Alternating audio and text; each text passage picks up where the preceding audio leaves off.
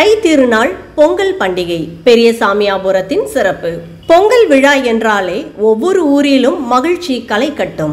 வண்ணக்கோலம் போடுவதில் தொடங்கி எல்லா வீடுகளிலும் பொங்கல் வைத்து ஊர் முழுவதும் இணைந்து விளையாட்டு போட்டிகள் நடத்துவது வரை தமிழகம் முழுவதுமே கொண்டாட்டங்கள் நடைபெறும்.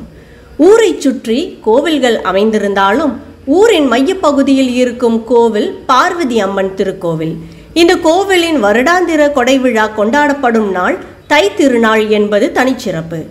காலையில் இருந்து அனைத்து பூஜைகளும் மேற்கொள்ளப்பட்டு மதியம் மக்கள் அனைவருக்கும் அன்னதானம் வழங்கி முடித்து இரவில் பொங்கல் வைக்க ஊர் மக்கள் அனைவரும் தயாராகின்றார்கள். கோவில் முன்பு அமைந்திருக்கும் பந்தலில் கரும்பு, வாழை போன்ற பொருட்கள் கட்டப்பட்டிருக்கின்றன. முன்பு இதனுடன் சேர்த்து அந்த பருவத்தில் முதலாக அறுவடை செய்யப்பட்ட நெல்மணியும் பனை நொங்கும் கட்டி தொங்கவிடப்பட்டிருக்கும். இப்போது அதை காண முடிவதில்லை.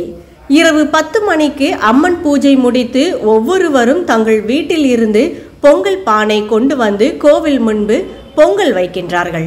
மறுபுறம் அவரவர் நேர்த்திக் கடன்களுக்காக முடிக்காணிக்கை செலுத்தும் நிகழ்ச்சியும் நடைபெறுகின்றது. இரவு 11:30 மணி அளவில் பொங்கல் வைத்து முடித்த பின்பு மாவிளக்கு பூஜையும் நடைபெறுகிறது. பொங்கல் விழாவின் முக்கிய நிகழ்வாக இரவு 12 மணி அளவில் பார்வதி அம்மனுக்கான சிறப்பு பூஜை நடைபெறுகின்றது. அத்துடன் பொங்கல் விழாவும் இனிதே நிறைவு பெறுகின்றது. மறுநாள் பெரும்பாலான இடங்களைப் போலவே இங்கும் சிறுவர் சிறுமியர்களுக்கான விளையாட்டு போட்டிகள் நடைபெறுகின்றன. இது போன்ற நிகழ்ச்சிகளை உங்களுக்கு தொடர்ந்து வழங்க எங்கள் சேனலை சப்ஸ்கிரைப் பண்ணுங்க.